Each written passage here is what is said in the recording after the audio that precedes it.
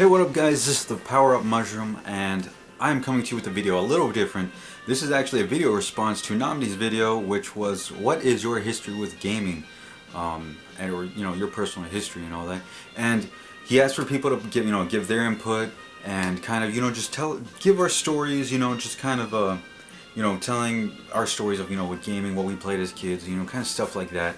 And I'm gonna go ahead and put my input on it. So this is a response to Nomdee's video.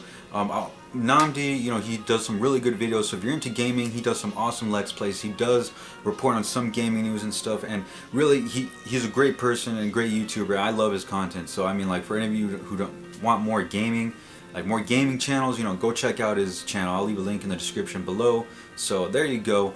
And for anybody, please respond to this video, because this actually seems like a pretty cool video that we could get like a community kind of going and kind of talking about all this stuff.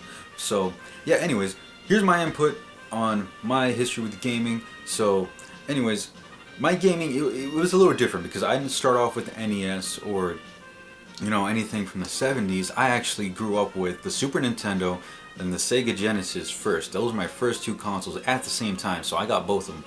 And during the time, I only had a couple games because we didn't really have money for video games, and it was kind of it wasn't something we spent a lot of money on. So I had the Super Nintendo and the Sega Genesis. I did have a Sega Saturn. I had a Sega Saturn, but I rarely played it. The only thing I had on there was Sonic R, I believe. I think it was Sonic R. It was Sega Saturn, or I think it was a Sega CD or something like that. I forgot the exact name of the console, but please don't quote me on that. It's been a freaking long time since I've seen one of those. But yeah, it was one of those. But mostly I would play the Super Nintendo. And then Super Nintendo, I had a couple games, of course. Super Mario World. Everybody had Super Mario World, and everyone's played Super Mario World, I'm pretty sure. And if you haven't, I mean, it's an awesome game.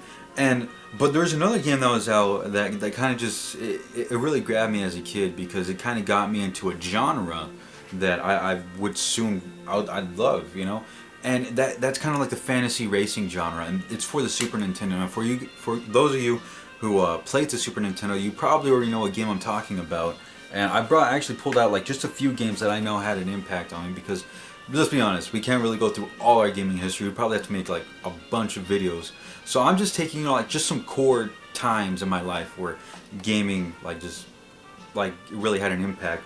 So what got me into the genre was, of course, F-Zero. Now this is not my original copy, sadly, but I mean, I was able to find a packaged copy, and I got to pick this up, and I do play it from time to time. But as a kid, this is one of those games I'd always be playing. Not just me; it'd be me, my cousins. It's just something that we all enjoyed. And I was a little disappointed when I was a kid because I didn't have two-player. But I mean, it was fine because everyone took turns, and you know how that was. You die, you pass it on to the next person. And of course, I'd always play as Captain Falcon, never as anybody else. Always Captain Falcon. And I remember as a kid when I would play this game, it just how smoothly it ran on the Super Nintendo, and it just the future of cars. It reminded me a lot of Speed Racer, the cartoon, and just how fast these cars were going, and it was just so cool to see that and what Nintendo was able to do with this. And not only that, but then when you had explosions, or you knock a car off the course or something and they'd explode in the city or something, it looked freaking awesome for back then, and it really blew my mind. And I did enjoy this game a lot. And so when I found this game, I picked it up. I went back and I still play this game from time to time, just kind of keep myself invested in it, because it's an amazing racing game, and it's one of those games that I feel it ages very well. I do enjoy it, and I've always loved this game. So this is one of those games that like I said, I had it. I started out with it on the Super Nintendo, so it was one of my very first video games out there that I had ever played. And from there, we had on the Genesis. This is one that I'm telling you, I put so many hours. This is something that it's more like my sister and I, our family. So we're talking maybe 98, mid 90s and all that, late 90s. It was a Sega Genesis. Now, I do have my original Sega Genesis. This is not my original copy. My original copy is back there in the bottom.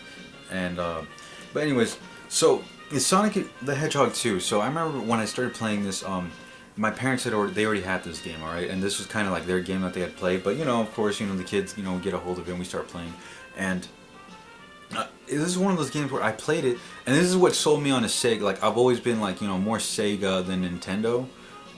Was because of Sonic the Hedgehog. I mean, now I'm more Nintendo than Sega because of where Sega went. But at the time, it was all about the Genesis for me, and because of Sonic the Hedgehog. And the first one was good, but I feel like this one was like probably the best one because this is the one I spent the most time with, me and my sister. I remember every day we'd be putting in like hours or like, and just trying to get farther and farther than we had the previous day or something. And I remember because back then we didn't have no save features for people or kids who are watching this, because I know there's a few kids that watch my channel. There was no such thing as save features, so if you got to like the last level in the game and you died, or like you lost all your lives, or you had to go to sleep or something like that, I'm sorry, but it's either you left your console on all night on pause, which would probably burn out your console, or you turn it off and you have to start over the next day.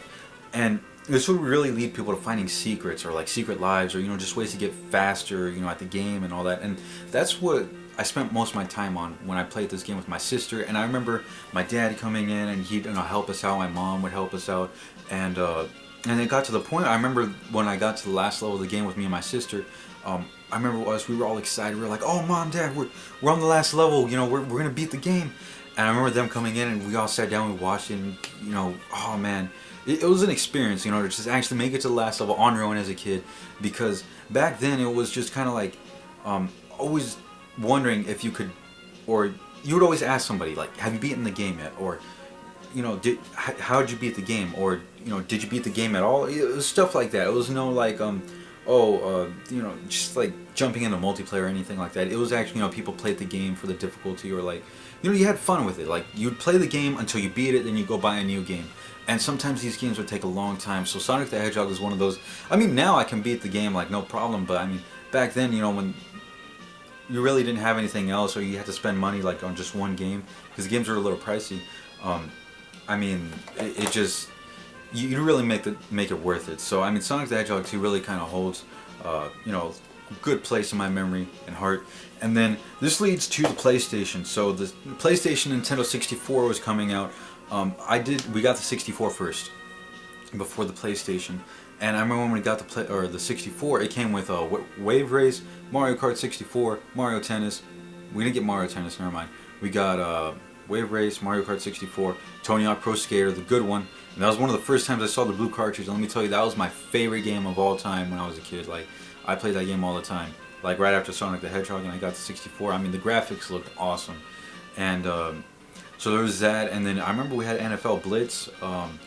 And we had a bunch of other games, but from there it just got better, because then you had Mario Kart 64, which was a party game, and this is a time when my entire family would play video games. Like I'm talking aunts, uncles, grandparents. I mean, like just everybody played Mario Kart in my family. We all sit down, like we had like gatherings or something, turn on the Nintendo 64. We kind of have we'd have people just like playing video games, or we just like take turns, or like whoever won this match, it was kind of like small tournaments for the family, and it was really cool. I loved it. And I mean, it was just, what got annoying was like the blue shell. I remember, oh man, people would rage. We ruined some good family friendships because of that game, but it was all worth it because in the end I still won. But and then I remember playing like going to Peach's castle in Mario Kart 64, and I always wondered what's in that castle, because I want to know, I always wanted to get inside the castle. And then one day I was passing by a kiosk that had a Mario Kart 64, had a Nintendo 64, thing in those little kiosks. If you guys don't know what a kiosk was, for the 64, for people who don't know, a lot of people in the 90s know, so they have those gaming stations, like, set up in the malls, or like, just random stores or something, and they have demos. And I remember they had the demo of Super Mario 64, and oh my goodness, that was one of those games where you kind of looked at it, and it was just like, man, that is where graphics went. Like, you saw Mario's face, you saw how he could walk around the world in 3D. It was really mind-blowing, especially for me as a kid and my sister, and it was really cool. One of the selling points for me is I saw Mario fly, because when I was a kid, I thought flying was super cool on video games, and because very few video games did it. Seeing Super Mario fly, I was in 3D. Oh man, that was a game. And then Ocarina of Time came out. Ocarina of Time was one of those games. Of course, a lot of people got their start on Ocarina of Time or Link to the Past, depending on what you were playing at the time. Me, I personally, my first 3D Zelda game was Ocarina of Time, and I enjoyed it so much. It was what really sold me was the combat and like the sword fighting, because when you're a kid, our imagination runs wild, and I always thought like, oh man, this is knights and dragons. It was cool. And so there was that, and then another game came out, and this is where I got introduced to a series that would like kind of just sell me for the rest of my life. Like just I would get every single game in the series, and I went back and played them all. Granted, it was a little late, but when I got my PlayStation, we had gotten Galaga, like this Namco collection. But we got a few other games, but the one that I remember watching my uncle and I think my aunt, she was playing it first, was Final Fantasy VII. Now this was the one where I got introduced to the Final Fantasy series, and yes, I went back and I played all the old ones later on, and it didn't take that long for me. I think it was like 4 or 5 years after this one I went back and played all of them, because they re-released them. But Final Fantasy VII was one of those where I saw my aunt playing through the end of Disc 1. So if you guys know what happens at the end of Disc 1, please don't spoil it for other people. But if you don't know, yeah, that I saw that scene and I was just like, oh man, like as a kid, I'm just kind of looking at it, I'm like, this game looks complicated, but it looks like it has story. And I love the characters. I love freaking, when I saw Cloud running around with that giant Buster Sword, I was like, alright, I'm getting this. So yeah, Final Fantasy VII was my first introduction in the Final Fantasy series, and after that I did get into Kingdom Hearts on the PlayStation 2, and that's kind of where it went. So I started out, on the Sega Genesis, Super Nintendo, the 64, the PlayStation, and then eventually I got a hand-me-down, which is the PlayStation 2, and then I eventually bought the GameCube. Now, on the PlayStation 2, I didn't have that many games for it, but we did end up getting robbed at one point, and it did take all my... I had quite a bit of PlayStation 2 games. I'm talking about a lot of PlayStation 2 games. And during this time, this is the time where, like, I was in school, and, like, I'd borrow games from friends, or we'd, like, trade games. And I remember my friend, I didn't have internet, alright? I didn't know it was out or anything. And I'd always heard, Final Fantasy X. I heard about it. And then I was in school one day, and my friend's like, hey, man, I'm getting rid of the game, and I don't know, I just want to get rid of some of these games, because this game it didn't catch my interest, but I think you might like it. And I was just like, alright, cool, what game is it? And he pulls out from his backpack, and it was Final Fantasy X. I still have the original copy he gave me. I haven't heard from him for a long time, but I still have that copy. So if he sees this video for some reason, hey man, I still got the copy. But anyways, I saw he pulled out of his bag Final Fantasy X, and I was just like, I want it. I'll take it off your hands.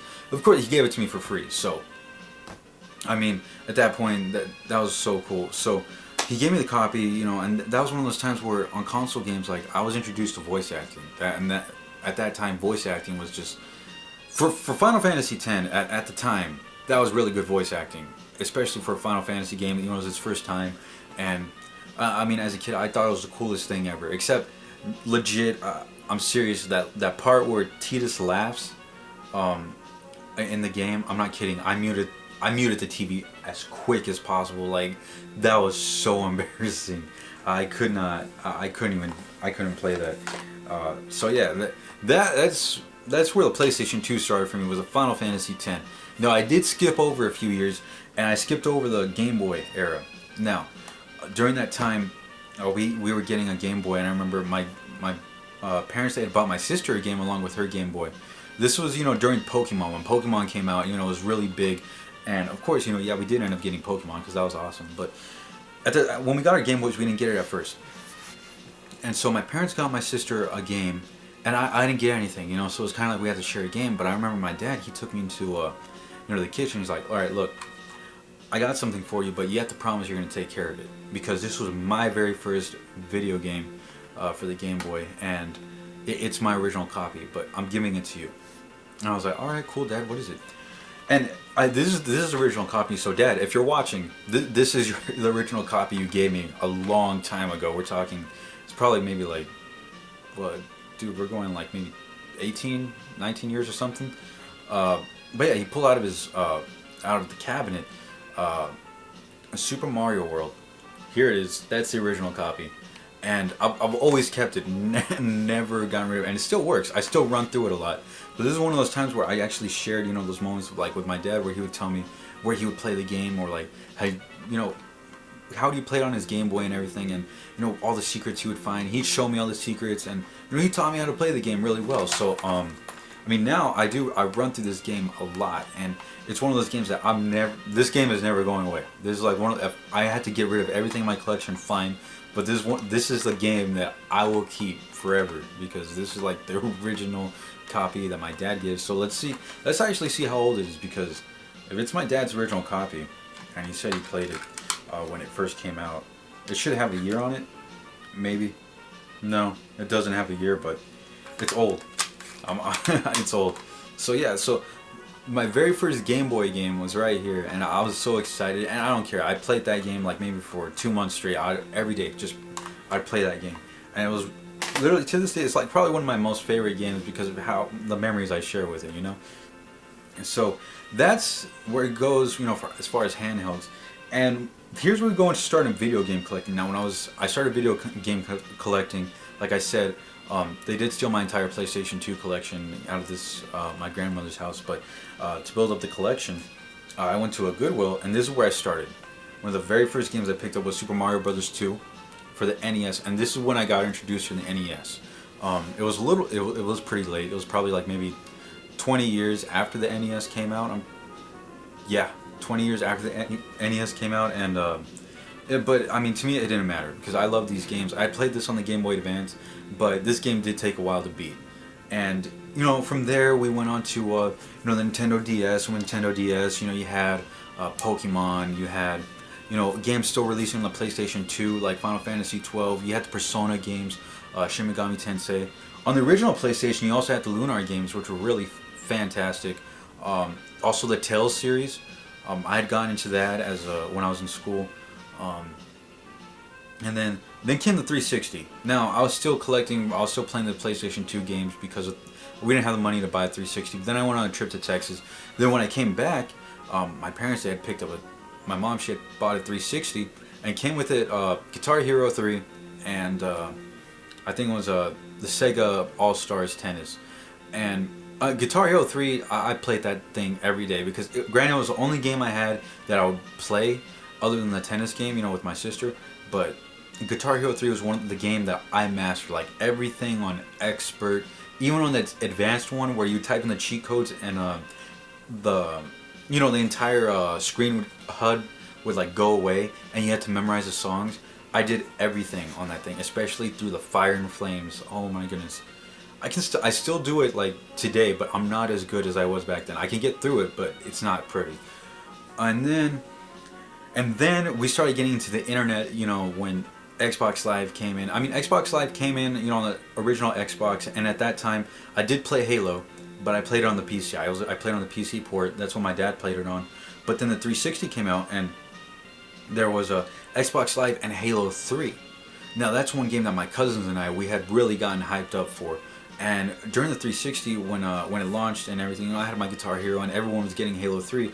I remember, hearing about Halo 3, and I remember just begging my mom, like, look, we gotta take me to go get Halo 3. So yeah, I went and bought Halo 3, and I got back, and Halo 3 is probably where I spent the most time just playing video games, like just online with friends. And that's how me and my friends, like, we actually got really connected, was like just by playing Halo all the time. We did Halo tournaments and everything, and that's kind of where it goes. And then from there, you had the recent games like the PlayStation 3, which my mom bought for a surprise. And with that came a Final Fantasy 13. And I love the game, to death. Granted, I get some criticism, but, I really did enjoy the game for reasons I'll probably explain in a later video. And, but yeah. And then, so as far as my gaming history goes, that's where it kind of all goes. So it started out on the Sega Genesis and the Super Nintendo. And as it went on, I kind of moved back and, like kind of picked up games here and there.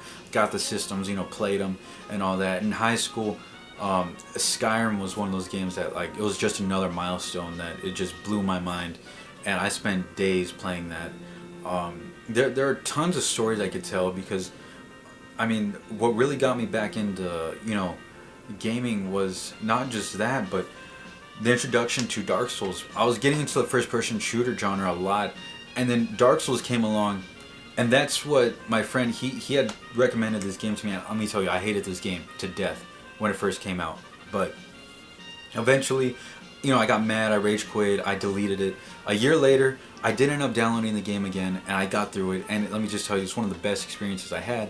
And that's what got me back into those RPG, JRPG type games, was Dark Souls. And you know, since then, that was like 2009, and now here I am, you know, just kind of exploring all these games. And you know, like I said, that's kind of my gaming experience or gaming history in a nutshell. There's a lot of stuff I could talk about. Like if I could just talk about the Sega Genesis and Super Nintendo era, I'll talk about it, or the Nintendo 64 and PlayStation console wars, or the Dreamcast. Like there's a bunch of stuff I could talk about, but really I'm just summing this up that way this video isn't that long. Maybe I'll do a second part in the future, but I mean, hey, we'll see what happens. And let me just say that it was pretty cool, you know, doing this video. And let me just say, like, please guys, video response to this, man. And like I said, go check out Nomdee's channel. I'll leave a link in the description below. And thanks, Nomdee, for putting this, sharing your experience with us. And then I hope that other people, please leave comments in the description below. Go comment on his channel, and definitely, you know, tell us about your gaming experiences, your gaming history, what games impacted you, and all that stuff. But anyways, man, that was quite a lot of talking. But anyways, that's it for today, guys. And until next time, like I said, I'll see you in the next video, and take care. Oh, also, be sure to like this video, subscribe, upvote, you know, follow me on Twitch, Twitter. I'll probably make a Facebook page soon, but you know, who knows. But anyways, thank you guys for watching. I'll see you guys in the next video.